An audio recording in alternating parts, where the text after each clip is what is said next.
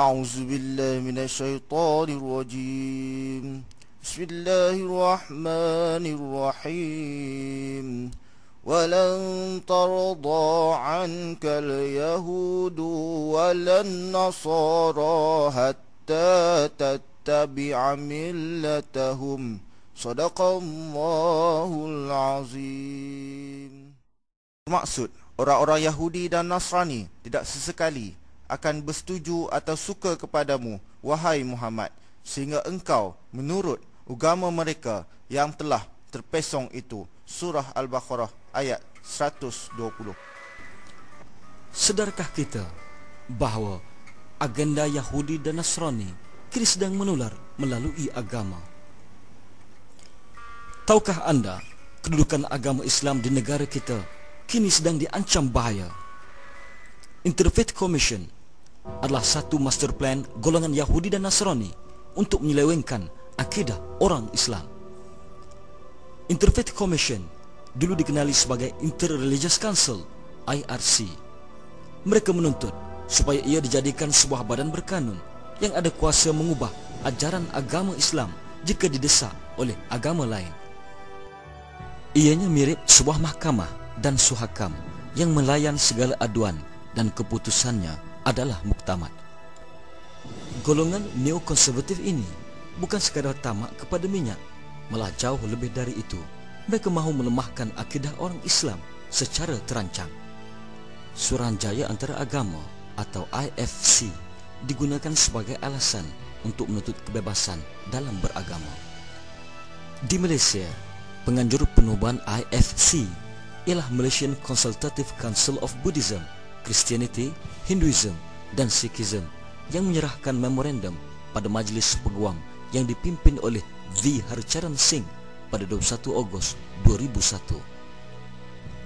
Kemudiannya, pada 8 Disember 2001 telah diadakan satu Festival of Right dengan tema kebebasan beragama. Pada 10 Disember 2001, Majlis Peguam telah menganjurkan forum kebebasan beragama dan menerbitkan artikel berkaitan IFC dalam jurnal Insaf. Pada Januari 2005, sebuah yayasan Nasrani dari Jerman yaitu Konrad Adenauer Foundation telah menaja satu persidangan untuk menubuhkan draft undang-undang IFC di Malaysia. Konrad Adenauer Foundation, KAF, dan Institut Kajian Dasar, IKD, telah menerbitkan buku yang bertajuk Islam dan Dasar Pemerintahan. Buku ini dilancarkan oleh Khalid Jaafar, pengarah Institut Kajian Dasar, IKD, di Hotel Pearl International Kuala Lumpur. Buku ini ditulis berdasarkan pendapat dan pemikiran Ali Abdul Razik yang telah dibuang daripada Universiti Al-Azhar oleh kumpulan Majlis Muafakat Ulama Mesir. Kandungan buku ini mengecam dan mengkritik sistem khalifah dalam pemerintahan Islam yang didakwa bertentangan dengan hadis. Beliau juga mendakwa ajaran Islam tidak berkait dengan urusan pemerintahan dunia. Peter Schreier, wakil KAF di Malaysia, mengakui KAF terlibat secara langsung dalam penajaan Interfaith Council IFC di Malaysia. Beliau juga mengakui turut membantu keuangan kepada Institut Kajian Dasar IKD. Pengakuannya dibuat dalam akhbar The Sun 30 November 2006. Khalid Jaafar, pengarah Institut Kajian Dasar IKD, bergambar bersama mubalik Kristian ketika menghadiri persidangan antara agama.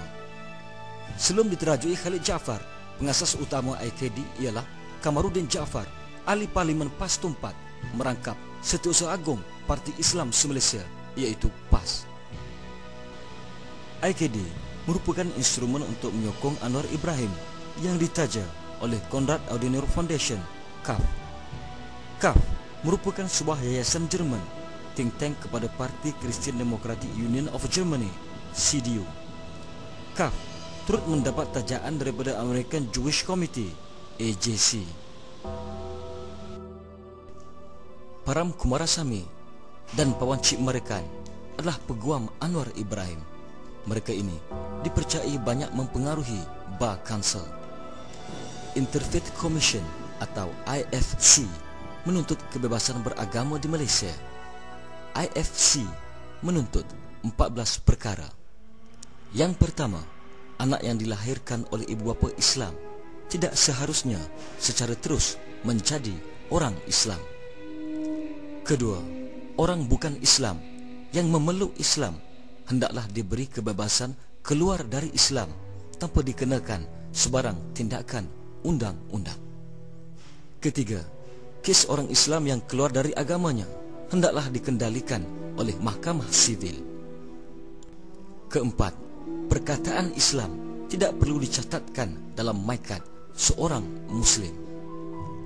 Perkara kelima, orang bukan Islam tak perlu peluk Islam sekiranya berkahwin dengan orang Islam, manakala orang Islam pula dibenarkan murtad untuk berkahwin dengan orang bukan Islam tanpa boleh diambil sebarang tindakan undang-undang. Tuntutan keenam, seseorang atau pasangan suami isteri yang menukar agamanya dengan memeluk Islam tidak patut diberikan hak penjagaan anak.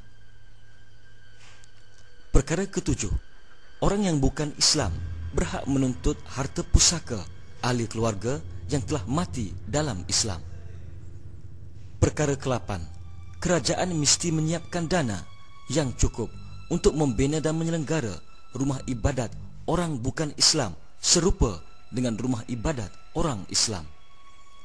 Perkara ke-9, orang bukan Islam tidak boleh dilarang dari menggunakan perkataan-perkataan suci Islam. Perkara ke-10 yang dituntut oleh IFC ialah Bible dalam bahasa Melayu dan bahasa Indonesia mestilah dibenarkan pengedarannya kepada umum secara terbuka. Tuntutan ke-11, pelajaran agama bukan Islam untuk penganut semua agama, iaitu Kristian, Buddha dan sebagainya, perlu diajar di semua sekolah di Malaysia.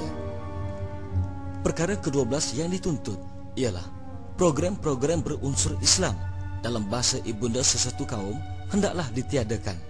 Program dakwah agama lain selain Islam pula hendaklah dibenarkan untuk disiarkan dalam bahasa ibunda masing-masing.